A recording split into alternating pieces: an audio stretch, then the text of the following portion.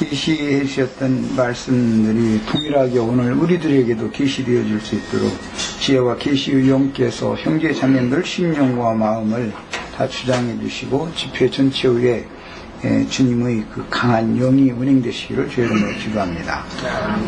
아멘. 계시록 말씀을 위해서 지난 일요일 날 선의 말씀을 나눴었고,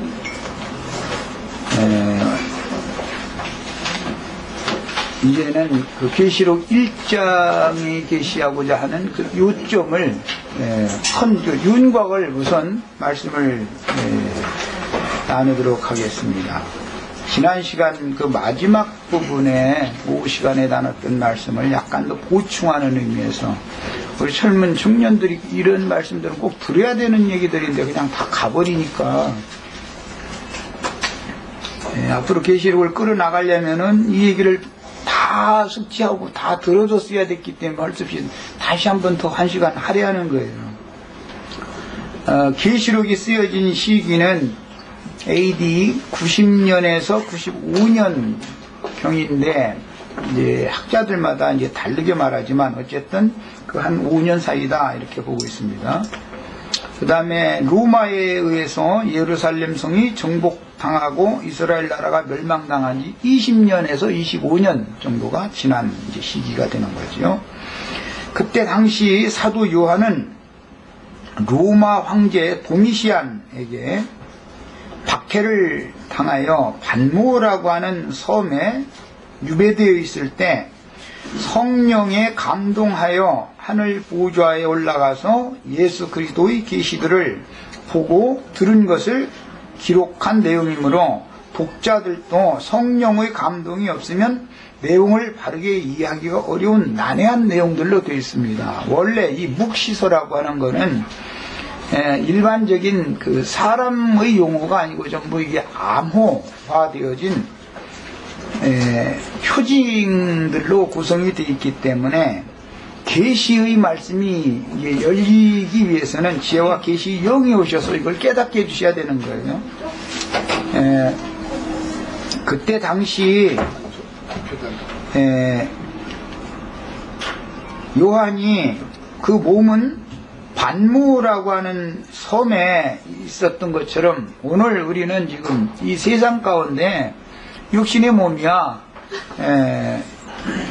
이 세상 나라의 어느 곳에 자기 처수에다 각자 살고 있지만 성령의 사람이 영이 감동을 입으면 반모섬에 있던 요한이 하늘로 올라가서 하늘의 보좌에서 보여주시고 말씀해 주시는 것을 다 받아서 기록할 수 있었던 것처럼 오늘 우리 육신의 몸이 세상의 어느 곳에 있을지라도 성령의 영이 감동을 받으면 능히 동일한 계시를 받을 수가 있는 것이다. 이런 것을 그러니까 사람들은 요한이라는 사람이 하늘에서 이리 올라오라 하시는 소리를 듣고 성령의 감동에서 하늘로 올라갔다 이제 그러니까 그냥 허공 하늘로 사람이 육신이 보면 와 올라가고 내려오고 이런 생각을 자꾸 이제 기성교육에 이렇게 생각을 하는데 지금 성경이 말하는 바는 전혀 그런 뜻이 아니다라는 거예요. 이런 계시를 본 실제적인 요한은 그 육신의 몸은 유배지였던 반모라고 하는 섬에 있었습니다.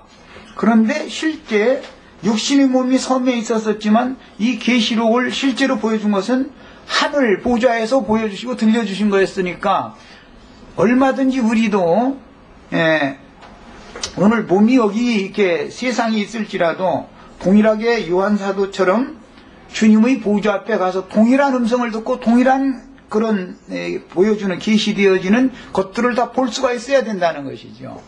중요한 것은 성령으로 나의 영이 감동을 받느냐의 문제이다. 이제 이 말이에요. 그 다음에 이제 주님께서는 그 때에 대해서 지자들의 질문을 듣고 천국 복음을 모든 민족에게 전파되기 위하여 온 세상에 너희가 나가서 모든 민족에게 이 천국 복음을 전파해야 할 텐데 전국복음이 모든 민족에게 증거되면 그제야 끝이 오리라. 이렇게 끝에 대해서 예수님이 이미 예언을 해놨습니다.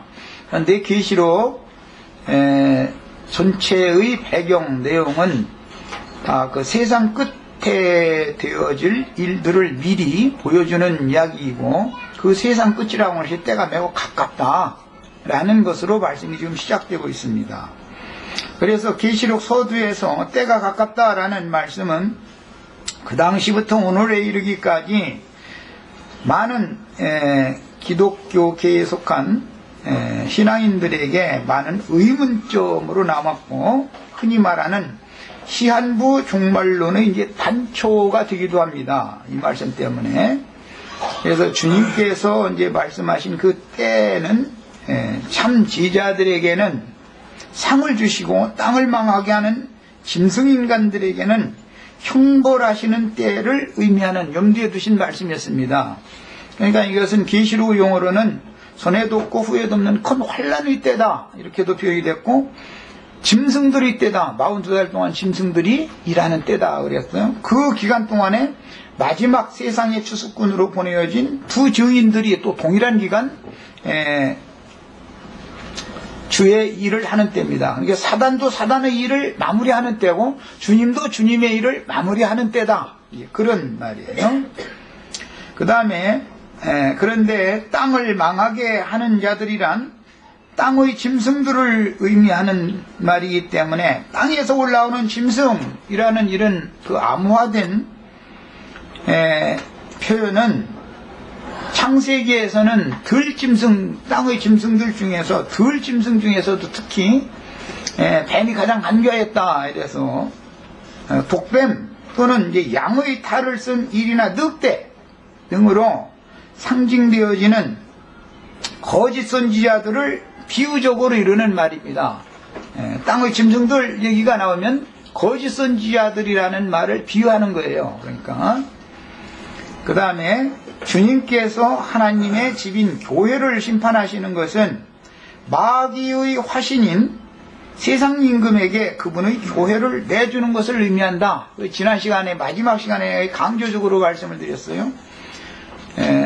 하나님의 심판은 반드시 하나님의 집에서부터 시작하는 것이기 때문에 하나님의 집은 교회를 말하는 것이고, 교회를 심판한다 이 말은 골라낼 자들을 다 골라낸 다음에 분별시킬 걸 다 분별시키고 나서는 버릴 것은 완전히 다 버려버리는 상태를 의미한다 그 말이에요. 그러니까 이제 이것은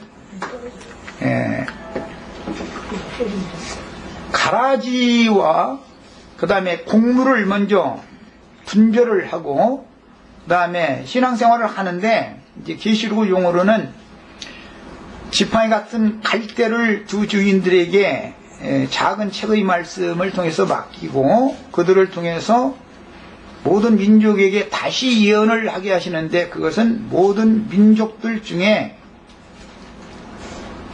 땅끝까지 이미 모든 민족에게 복음이 전파된 상태이기 때문에 복음을 이미 들은 모든 민족들 중에 가라지와 곡물을 우선 분별하는 거예요. 성전 바깥 마당만 밟고 돌아가는 자들, 성전 안에 들어가서 경배하는 자들을 총량한다 그랬어요. 그래서 성전 안에서 들어가서 하나님의 면전에서 경배를 하는 사람들은 곡식의 단으로 붙고, 그것은 창세기에서는 요셉의 단이다 이렇게 표현이 됐어요. 요셉의 단에 다른 단들이 다 일어나면 절을 한다 이러고, 룻기에서도 보면 보아스의 밭에서 추수하는 추수단이죠. 또 다른 밭에도 동일한 시기에 추수하고 있었으니까, 그래서 룻 보고는 다른 밭에는 가지 말라 그랬어요. 그래서 사단도 사단의 사자들을 통해서 자기 나라로 데려갈 영혼들을 묶어서 걷어가는 것이고, 주님도 주님 나라에 데려갈 영혼들을 묶어서 데려가는 거예요. 그러니까 계시록은 최후의 추수에 관한 이야기를 중점을 하고 있다, 그런 내용이죠. 그 다음에 계시록에는 계시록 6장 8절, 또 빨리 부른다고 하시지 말고 빨리빨리 준비해서 적어놓으세요. 이걸 다 찾아서 읽으면 내가 이거 계시록 하는데 수년이 걸려야 되니까 그렇게 못하는 거예요 지금. 꼭 복습을 하시라고 그러는 거예요. 계시록 6장 8절에 보면 땅 4분의 1의 인류를 죽이는데 땅의 짐승으로 죽인다 그랬어요. 그러면 그 땅의 짐승으로 죽인다라는 말이 호랑이나 사자가 물어 죽이고 그런 얘기를 하는 게 절대 아닙니다. 거짓 선지자들이 구원받았다고 하는 영혼들을 거짓 증거를 통해서 미혹하는 것을 상징적으로 하는 말인 거예요. 그렇게 하면 죽는 거예요. 왜 영혼이.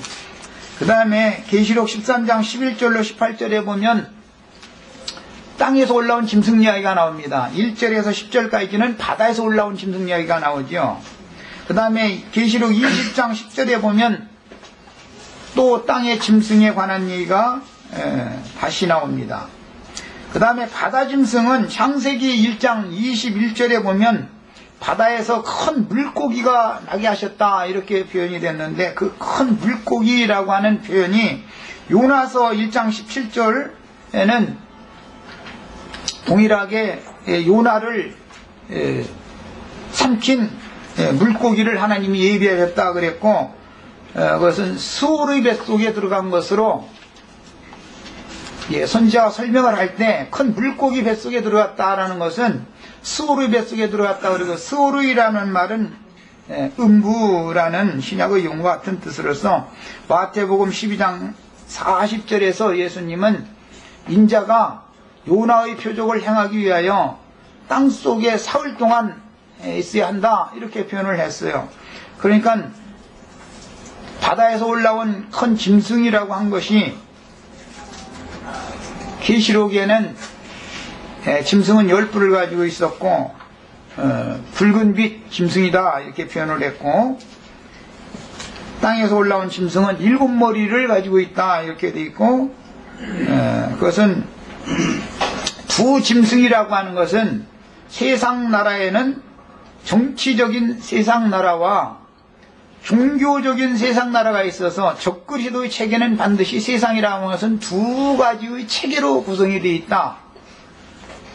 그런 걸 말하는 거예요. 그 다음에 바다에서 올라온 짐승에 관한 계시는 이미 다니엘 7장에서 큰 바다에서 태풍이 올려 불면서 네 짐승이 올라오는 광경을 보여줬었기 때문에 그것은 그 자체에서 설명하기를 세상에서 올라올 큰 군왕을 말한다 이렇게 설명이 되어 있습니다. 그러니까 바다에서 올라오는 짐승 얘기하면 세상에서 나타나게 될 큰 군왕을 의미하는 것이고 지금 요한계시록의 이때는 그 사도가 지금 밤모섬에 귀양살이를 하고 있을 이때는 다니엘 선지자의 예언에서는 네 번째 짐승인 크고 두려운 무서운 짐승 네 번째 짐승 그렇게 말했어요. 그 짐승의 때 예수님이 오셨었고 지금 사도가 그때 마지막으로 살아서 이 계시를 하는 중에 있었어요. 로마 시대였어요. 그러니까 로마라고 하는 나라와 로마의 황제는 바다에서 올라온 짐승 나라의 짐승이다 이 말이야. 그런데 왜 10뿔의 바다에서 올라온 짐승이 있었다 이렇게 표현을 하느냐. 로마라고 하는 나라는 제국이었기 때문에 다른 모든 나라들을 다 무력으로 점령하고 로마가 정치적으로 다스리지만 거기에는 각 나라들의 민족들을 다 다르니까 각 민족에게 그 민족을 이끌어갈 왕을 별도로 다 세워서 분봉왕 제도를 했기 때문에 바다에서 올라온 짐승은 10뿔이 있다 그랬어요. 그리고 이제 계시록에서 땅에서 올라온 짐승은 7머리가 있다 그랬는데 이것은 아시아의 교회가 7교회가 있었던 것처럼 모든 교회들마다 주님이 보낸 중 선지자들만 사역을 하는 게 아니라 사단이 보낸 사단의 사자들도 모든 교회들에서 은밀하게 사역을 하고 있다.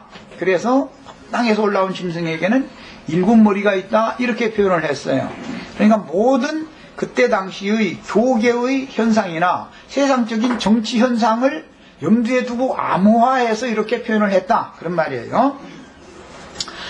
자, 그 당시의 세상 임금은 다니엘 7장의 네 짐승들 중 네 번째 짐승인 크고 두려운 짐승 사람으로 나타난 로마의 황제였으며 사도 요한의 순교 이후에 얼마가 지난 후에는, 즉 한 200몇 년이 지나가는 거죠. 후에는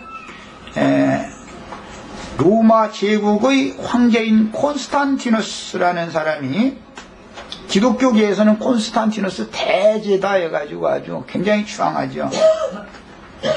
이 사람이 주님의 교회를 변질시켜서 로마교로 확정함으로 그때부터 버가모 교회가 시작이 되어져서, 버가모 교회에는 사단의 보좌가 세워졌죠. 그건 이제 그 계시록 2장에 나오는 말이에요. 버가모 교회 보면 네 있는 곳을 내가 아노니 그것은 사단의 보좌가 있는 곳이다, 왕좌가 있는 곳이다 그랬어요. 세상 나라 임금이 주님의 교회를 사로잡으면 그걸 일러서 바벨론이다 그래요. 바벨이라고 그래요. 바벨론에 주님의 교회가 포로로 사로잡혀 갔었었죠. 구약의 시대에. 그런 것과 같은 일이 신약 시대에 재현된다 말이에요. 원래 사단은 세상 임금의 권좌에만 앉는 게 아니고, 그는 북극 지폐의 산 위에 또는 뭇 별 위에 자기의 왕좌를 높이고자 했고, 가장 높은 구름에 올라가서 조물주 하나님과 동등되고자 하는 그런 야심을 가지고 있어요. 그런 것이 현상적으로 나타난 것은 뭐냐?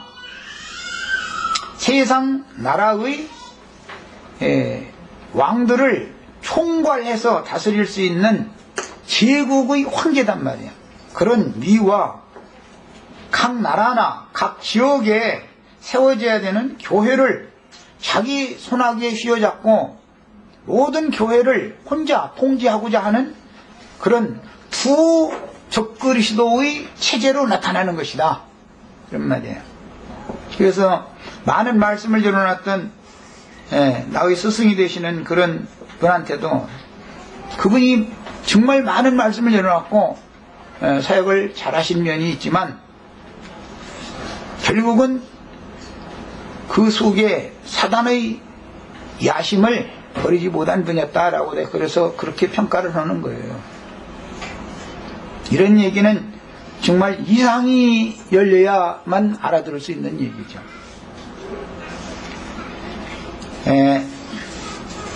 각 나라마다 개신교가 최근에 무슨 이 앞에 왕성 그런 어떤 예배당 이런까지 되면 그런데, 거기 길암교라고 하는 참 어떤 사람이 짐승이 하나 있는데, 그렇게 문제를 일으켜가지고 한국 기독교 총연합회장 당선이 됐는데 문제가 생겨서 이제 회장직을 박탈당했는데, 또 부회장하고 둘이 경쟁하던 사람하고 둘이 손잡고서 말이야, 우리 새로 시작하자 해가지고 또 새로 지금 출마해가지고 투표 다시 하겠다 그러니까 이게 있을 법이란 한 말이냐고 지금 시끌시끌 하거든요. 이런 것처럼 무슨 총회장이니 뭐니, 총회라는 말이 무조건 나오면 어떤 노회나 지회들을 총괄하는 사람이 누구냐, 지금 이걸 지금 뽑는다는 얘기거든요.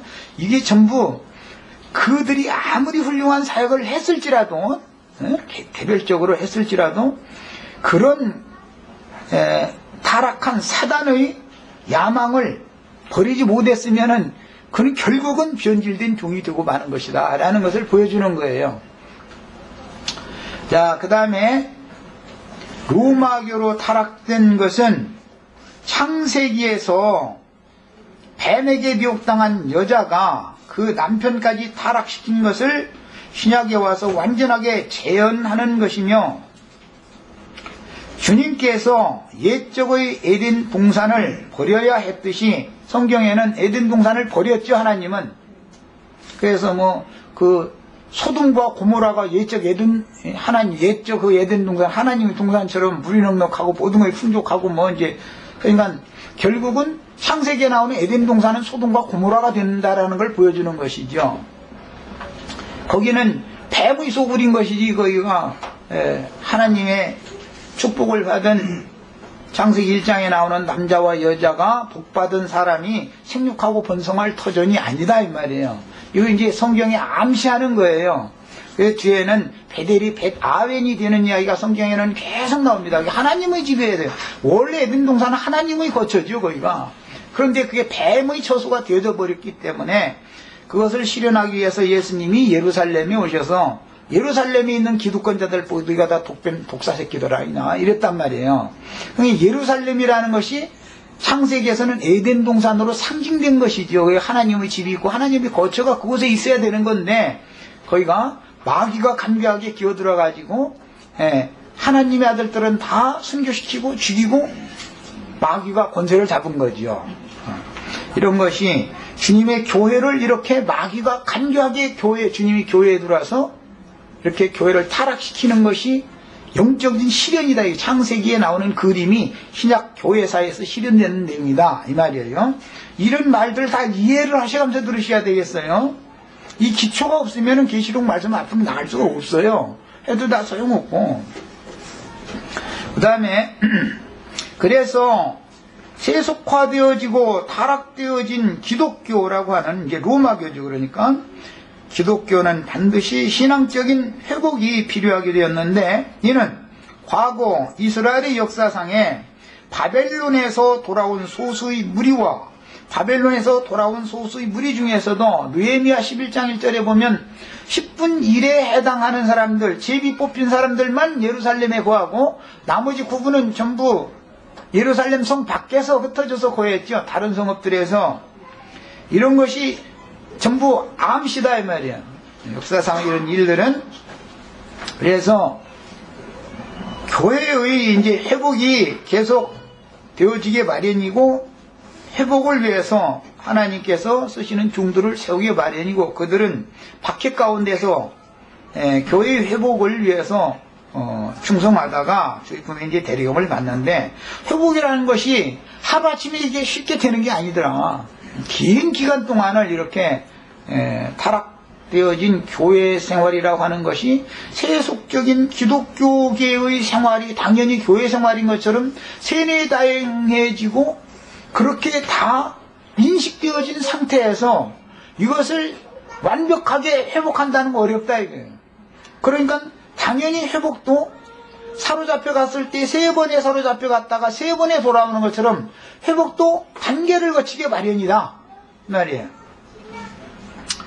베드로전서 5장 13절에 보면 바벨론에 있는 여자라는 건 교회를 말하는 거예요. 바벨론에 있는 교회와 내 아들 마가가 베드로서라는 건 흩어진 나그네들에게 편지하는 내용인데 흩어진 나그네들에게 문안한다 이랬어요. 베드로 전서의 말밑 부분에 나오는 말인데 그 당시 바벨론에 있는 교회라고 하는 것은 로마의 정치 세력에 사로잡혀서 영적인 것과 정치적인 것이 혼재되어 있는 상태를 의미한다 이 말이에요. 믿는 신자들의 사고가 말이에요. 그건 다 바벨론에 있는 교회예요. 그리고 바벨론에 있는 여자와 내 아들 마가가 문안한다 그랬는데 마가는 예루살렘의 마가 요한의 어머니 그 마리아 자매님의 아들이었기 때문에 바나바의 생질이면서 마리아 자매님의 아들이었죠. 그러니까 마가는 당연히 예루살렘에 살고 있었었죠. 예루살렘에 살고 있었었죠. 마가가.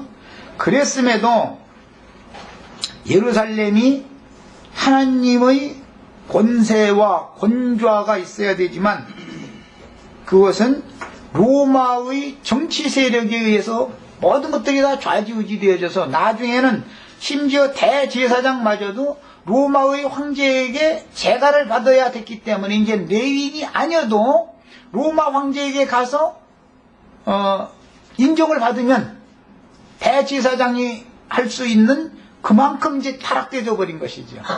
하나님의 법대로 하지 않는 거죠. 이렇게 되었습니다. 자, 이것은 이제 앞으로 2장 3장에 들어가면 이제 교회의 상황에 대해서 말씀하실 때 음녀가 하나님의 종들을 자칭 선지자라 하는 이세벨이 내 종들을 가르쳐 꿰어 행음하게 하고 우상의 제물을 먹게 한다 그랬어요. 이 음녀라고 하는 것은 사실은 바벨론화 되어진 교회를 말한단 말이야. 뱀과 입맞춘 여자다 이 말이야. 교회가 이제 권세가 주어지게 됐다 이 말이에요.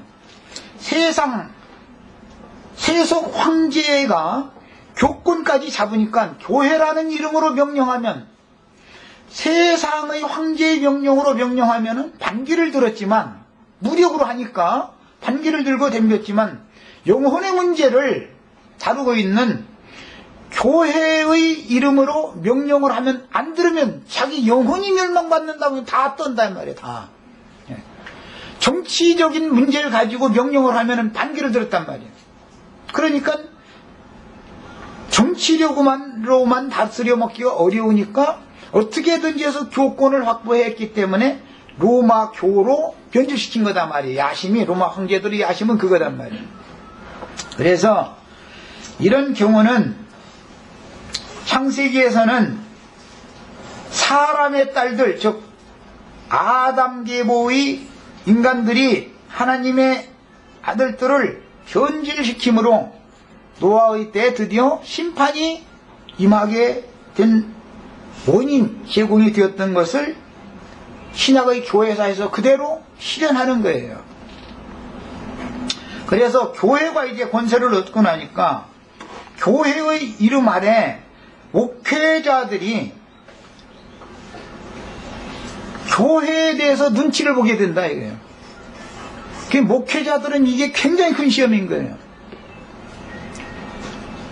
세상 나라에서 어떤 연예인들은 자기 인기가 떨어지면 자살까지 하죠. 그런 것처럼 목회자들은 하나님의 말씀을 강하게 증거를 해서 사람들을 가르치고 먹이고 그 다음에 칠근 치고, 친다는 것은 말하자면 묵양이라는 것이 양면이 있다 이 말이에요. 먹이기만 하는 게 아니라 치는 일도 해야 되는 거거든. 그런데 그걸 못하는 거예요. 그러다 보니까 어떻게 냐, 신자들 귀만 긁어주는 것만 자꾸 발달하게 되는 거예요. 그러다 보니까 뭐 최근에는 뭐 대전에 있는 어떤 사람은 무슨 코미디 뭐 이런 거 해가지고 그냥 사람들 웃기고 그냥 이런 것만 연구를 날마다 하는 거예요. 왜? 모인 무리의 청중의 비율을 맞춰주려고 한다 이거예요. 하나님의 대언자로서 일을 하는 게 아니라 교회로 모인 청중들의 비율을 자꾸 맞추려고 한다 이거예요. 그래야 자기도 또 뭔가 인기가 올라가니까 그렇겠죠. 이것이 전부 사단이 이렇게 하나님의 종들을 이런 식으로 타락시켰다 이 말이에요. 우리는 이런 것에 대해서 완전한 깨달음을 가지고 완벽하게 주님의 권위와 주님의 보좌가, 교회에서는 주님만이 경배를 받으시고 찬양을 받으시는 유일한 참 하나님이다. 그래서 교회 중에서는 오직 진리 말씀만 증거하고 진리 말씀이 세세토록 찬양과 영광을 받게 되는 이런 것을 추구를 하는 거예요.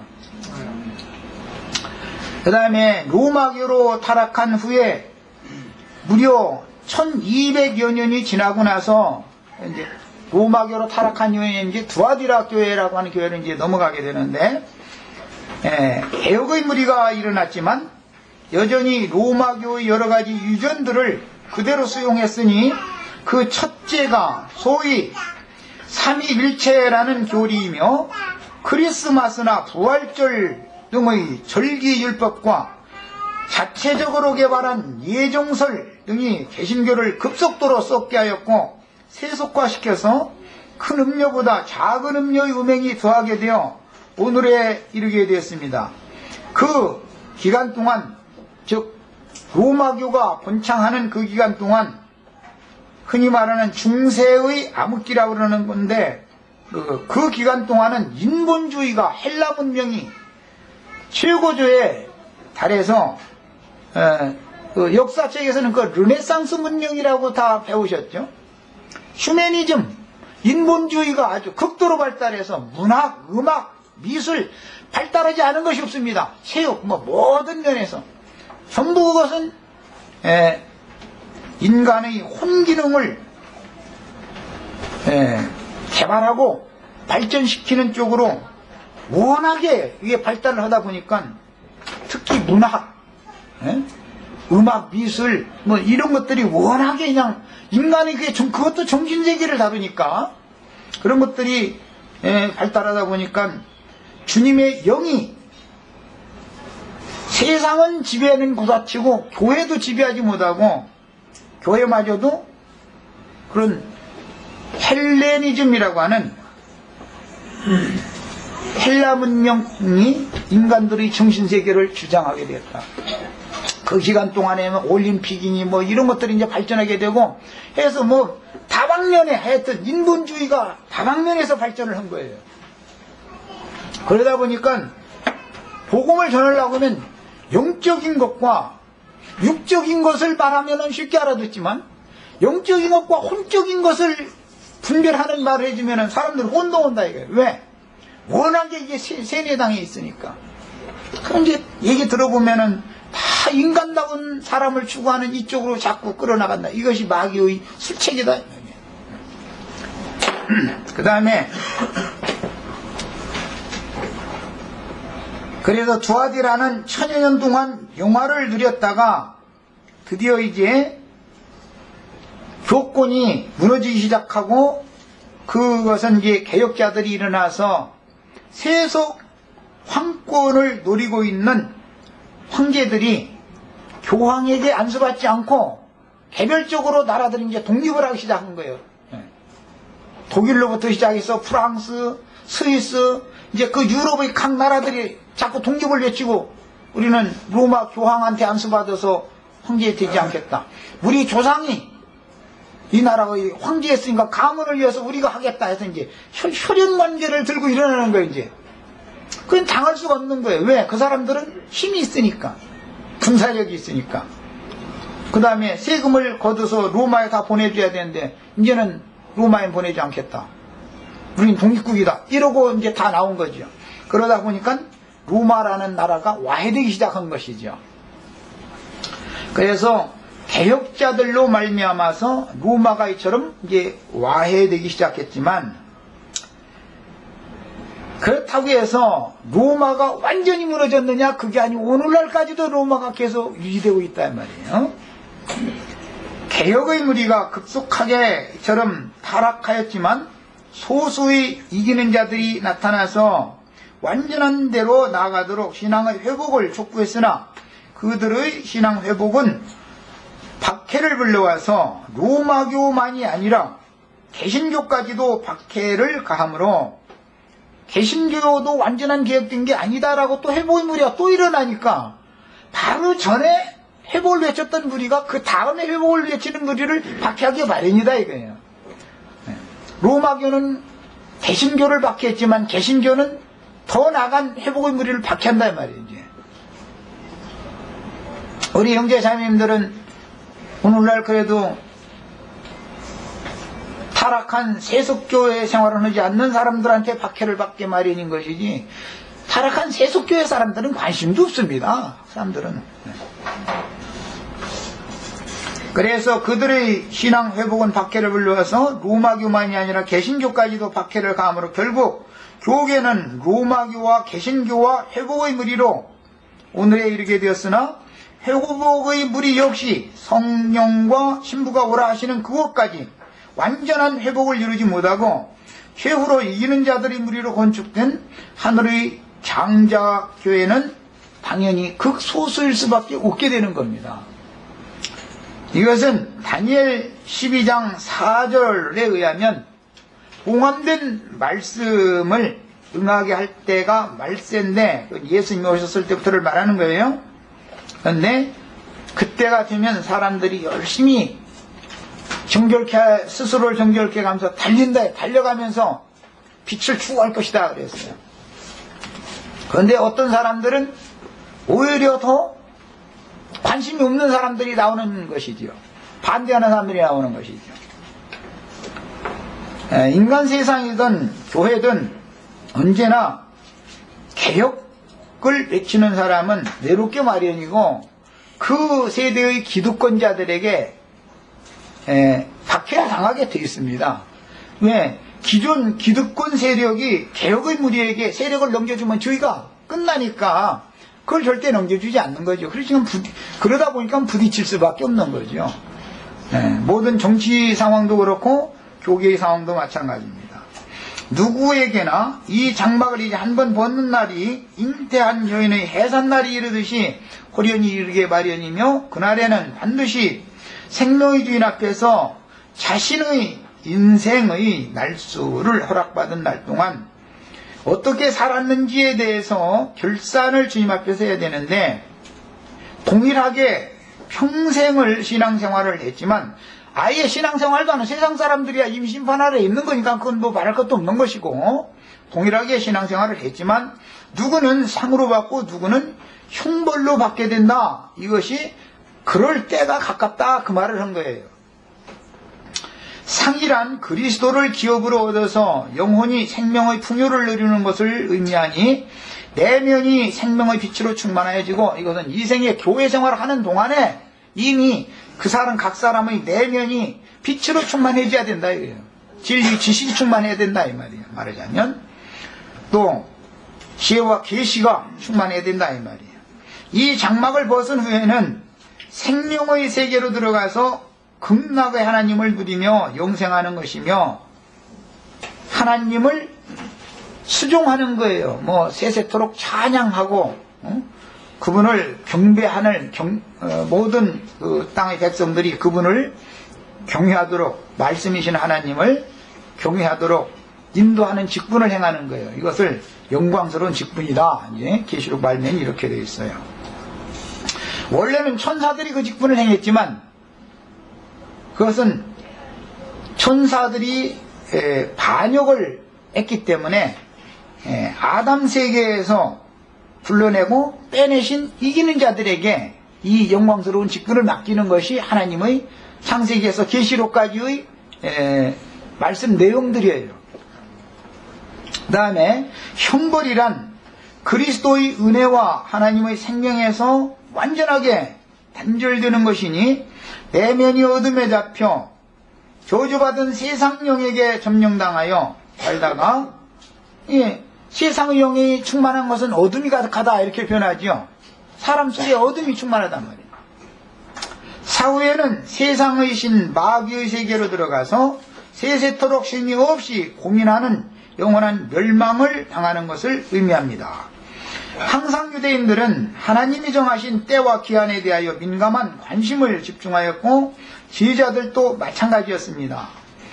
그런데 세상 나라가 주와 그 그리스도의 나라가 되는 문제는 그 당시 사람들이나 매 세대의 사람들이 생각하는 것과 같이 인간 나라인 적그리스도들의 두 체제, 곧 바다에서 올라온 정치적인 짐승들의 나라와 땅에서 올라오는 종교적인 짐승들의 나라가 물리적으로 심판을 받고, 허공하늘에서 독생자인 인자 예수가 또 내려와서 세상에 정치적인 어떤 나라를 세워서 지구를 다스리는 이런 것을 의미하는 게 아니다. 그게 아니고 모든 인간들의 정신세계를 그리스도 예수 안으로 통일시켜서 그리스도의 영으로 모든 인류를 다스리는 것이다. 그러려면 기본적으로 그리스도의 영이 각 사람의 영을 거듭나게 해야 되는 것이 필수적인 것이죠. 그리고 그 마음을 주장해야 되는 것이죠. 그 다음에 그 영의 보내심을 받은 지혜자들이 세상에 나가서 복음을 전파하게 하여 복음을 받아들인 신자들을 그분의 몸된 교회로 세우셨는데, 교회는 그분의 집이요 아내요 나라이니 구속하신 모든 생물인 교회를 그분이 다스리게 되는 것이 주님이 예언하신 왕국 통치의 실현이며, 세상에 있는 교회는 당연히 그분이 통치를 받는 하나님의 사랑의 아들의 왕국이 되어져야 되고, 이 세상 나라에 이미 그 왕국이 세워진 다음에 사후세계로 그대로 연장되는 것이다. 이것은 정신세계의 연장을 말하는 것이지, 물질계가 이 세상 나라의 어떤 것이 사후세계의 어떤 것으로 물질계가 연장될 수는 없는 것이죠. 저주받은 아담 자손은 노아의 때에 홍수로 심판을 받았으며, 노아의 후손 중에서 셈의 후예인 아브라함의 자손들 중에서 믿음의 후사들은 음부의 아브라함의 품에서 메시아의 때를 기다리다가 구속을 이룬 예수의 부활과 승천 때에 동참하여, 그건 다니엘 12장 1절로 3절 사이에 나오는 말이에요. 다 구약 하나님을 믿은 사람들이라 해서 다 그리스도의 부활에 다 동참한 건 아니죠. 많은 자들은 티끌 가운데서 여전히 누워서 무궁한 부끄러움을 당할 것이지만 소수만 부활되는 거예요. 그 다음에 마태복음 17장 51절로 53절 보면 주님이 부활 승천하셨을 때 무덤이 열리고 바위가 터지고 그래가지고 자던 자들이 많이 나와서 거룩한 성에 들어가서 많은 사람들이 보였다 그랬는데, 이것은 위에 있는 예루살렘에 들어가서 위에 있는 예루살렘과 함께 오순절이라 흔히 말하는 그때 주님이 아브라함의 믿음의 자손들을 위하여 예비한 한 성에 들어갔던 구약시대의 이기는 자들과 함께 그들의 수종을 받으면서 땅의 예루살렘에 와서 그 영을 보여줬습니다. 주님이 어디를 운행하실 때는 예수님 혼자 다니는 게 절대 아닙니다. 반드시 천천만만의 천사들이 수종을 받기 마련인데, 신약시대에는 천사들의 수종을 받는 것은 완전한 것이 아니고 구름 같은 증인들이라고 하는 온전케 된 의인의 영들이 더 가까이서 수종을 드는 것이다 이 말이에요. 그들이 빛의 사자들로서 역할을 하는 거예요. 우리가 이 땅에 지금 교회 생활하고 있지만 앞선 믿음의 증인들을 통해서 주님께서 땅에 빛을 투과시켜 주는 것이지, 예수님 홀로 다니면서 막 이렇게 일을 하는 게 아니죠. 하나님은 권좌에 앉아서 지시만 하는 거죠. 명령만. 그러면 사자들이 하는 거죠. 그래서 계시록의 말씀에도 보면 하나님이 그에게 주사, 예수 그리스도께 주사 반드시 속게 될 일들을 그 종들에게 보인 다음에 종들이 나가서 일을 하는 거예요. 그래서 이건 온 땅에 보내심을 받은 하나님의 일곱 영들이다 그랬는데 대언의 영들이라 그랬어요. 하나님이 막 어디를 돌아다닌다 생각하시면 안 돼요. 하나님은 그 자를 지키고 계시고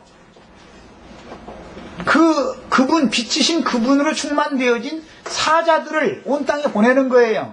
그러니까 그들이 증거하는 말이 빛의 증거이면 그 말을 통해서 하나님이 그분의 일을 하시는 중이고, 빛의 사자들은 하나님을 수종하는 것이다 이 말이에요. 이것이 지금 계시록에서 말해나가고자 하는 의도예요.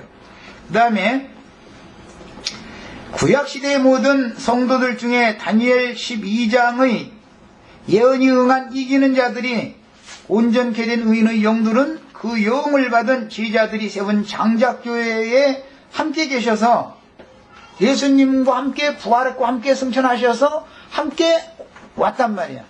함께 와가지고 제자들을 강화시켜서 제자들을 통해서 주님의 본된 교회를 세우고, 교회의 사자들을 통해서 빛의 사자들로서 하나님의 말씀의 빛, 진리의 증거를 하게 하는 거예요. 그것이 계시록에서는 일곱 별을 그리스도께서 그 손에 붙들고 일곱 촛대 사인을 거닐고 계시다 이렇게 표현했어요. 시간이 다 돼서 우선 여기까지 하고 잠시 쉬었다가 이 말씀을 더 나가도록 하겠습니다. 잠시 쉬었다.